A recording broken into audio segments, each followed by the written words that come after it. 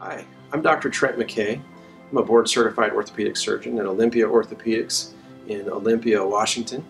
I've been with the practice for about 12 years, and my primary specialty is shoulder surgery. I wanted to put together a quick video to talk with you about some of the tips and tricks for surviving shoulder surgery that I've learned over the last 12 years, mostly from my patients. This type of tips really apply to people who have had shoulder surgery. That's going to include, on a general basis, things such as rotator cuff repair, labral repair, shoulder instability surgery, any type of fracture to the shoulder, such as a broken collarbone or a broken ball of the ball and socket joint. It'll also apply somewhat to shoulder replacements. Generally, this is for any type of surgery about the shoulder. I hope you find this helpful. So I want to spend a minute and go through the sling. It's everybody's favorite topic. I use slings frequently after shoulder surgery. The idea is to try and immobilize the shoulder to help the surgery heal correctly. Everybody's going to have their sling on a different amount of time depending on what work was done. But this is our pretty standard sling, so I want to go through some of the parts of this because it is a little bit confusing. First of all, you have the cradle for your arm, and then you have this pillow, and these are Velcro together. They just simply go across there. It can be switched around for either right or left. And the part that confuses most people is the part where it goes over the shoulder. And so, early in my career, a lot of people complained to me that the sling was cutting into their neck. So I went out and found this sling, and it doesn't require you to have the pressure on your neck like an average sling. Okay, so the basics of it are that your arm goes into the cradle, and then this goes over the shoulder almost like a backpack. Your arm goes through the loop, and it goes over the top like so, and then it clips in a couple little spots over here. So you get a clip there,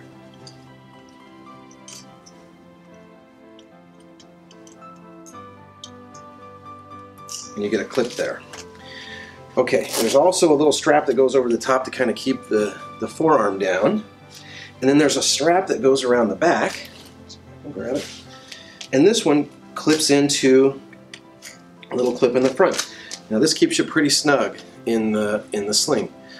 One of the mistakes that a lot of people make is that they start undoing the Velcro. And the reality is that after the Velcro is fit to you, you don't need to undo the Velcro anymore. It can all be managed just with these little clips. So to get it off, you clip, and then undo it, you clip here, and the whole thing just comes off. So you don't really need to Velcro anything. Now the Velcro is for sizing, so if it feels like it's a little loose or it's a little tight, then you can kind of loosen that just a little bit.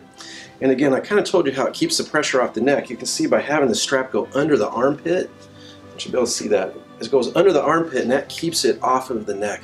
A lot of people tell me this is a lot more comfortable that way. Now there's also this little strap up front. And it's this little thing, it Velcros off, it's this little guy. And what this does is it's a little place to rest for your thumb. And that will help keep the arm in the sling so that it doesn't try to fall out like this all the time. So this helps keep it back. But I always warn people about this. So right after the surgery, a lot of patients will have nerve blocks. And what a nerve block is when the anesthesiologist puts a little numbing medicine in the neck, and it makes the whole arm go completely numb for a day or so. Now the problem is that if you put this thumb strap on while your arm is numb and it pushes too much pressure, there's a little nerve right on this part of your thumb that will get squeezed, and it'll go numb for 6 months. So I always kind of warn people, when you're numb, I really don't want to have this thumb strap on. But after you can feel your finger again and feel your hand again, it's okay to have that just to try and help it fit just a little bit better.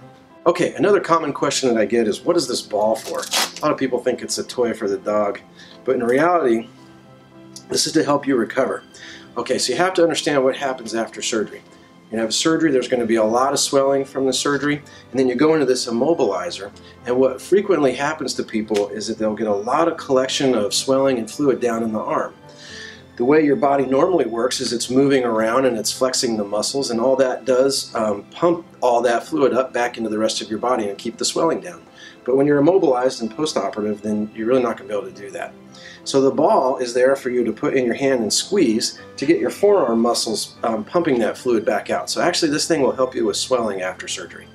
So the next device that I recommend for a lot of my patients is one of these ice machines. And you know, they come in a lot of different types. This is one that we use in our clinic pretty frequently.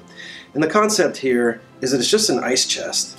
You put the ice in the ice chest and you fill it to a line, and then you put some water in there as well. And then you seal it up, and it has this little pump on it. And what the pump does is it will pump cold water continuously through this tube. And so the fluid will come in from the pump and just fill this bladder, and it'll stay cold continuously for a really long time. Now, I have been told by many patients that this is a huge part of their pain relief.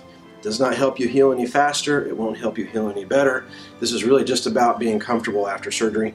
A lot of people tell me this is the only way they get really good sleep after surgery, which after shoulder surgery is one of the bigger issues that a lot of people struggle with. Some of the more common questions I get are how to put this on. So I wanted to demonstrate for you sort of what it looks like.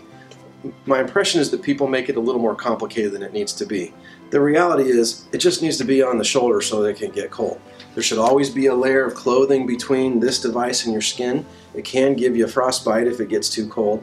And one of the times that you want to be really careful with it is right after surgery.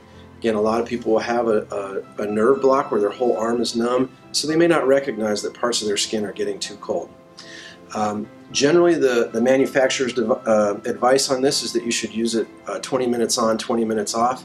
I know a lot of patients who, after they figure out whether they can tolerate it or not, will just leave it on for more prolonged periods and really get a little better pain control out of it that way. Okay, so you can see here I put the sling on because this is a realistic demonstration of what you're going to be dealing with after surgery. And you can see I just have this thing on the shoulder. There's a strap that goes from the very back of the large flap all the way around the body underneath your other arm and straps to the front. That's just to hold it to your shoulder. And then there's a little strap that goes underneath the armpit on this side just to kind of hold it to your arm. Here's the little device that plugs into the rest of the machine. And again, just get it on there. It doesn't really matter. As long as this is sort of close to the shoulder, I think you'll be fine with it. Some other common questions about the sling relate to the position of the arm.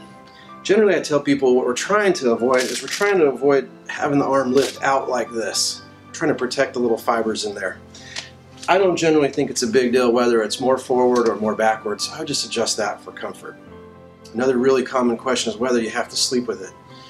Actually, I think that's one of the more important times to use the sling. The reality is that during the day, if somebody asks you not to use your arm and just kind of leave it at your side, you could probably do a pretty good job of that. But at night when you're asleep, you really do lose control of what you're doing. And again, the thing we're trying to keep you from doing is that. And so with a sling, we'll really prevent that, especially when you're sleeping. As always, if you're having trouble fitting the sling or things aren't making sense, please feel free to call the office. We're very good at putting these on. We know that they're confusing. Always happy to help people get into their sling. It can really make a big difference in your recovery and the comfort in your recovery. So a lot of people want to know why the sling is important. The sling's definitely not there to punish you, even though some people might feel that way.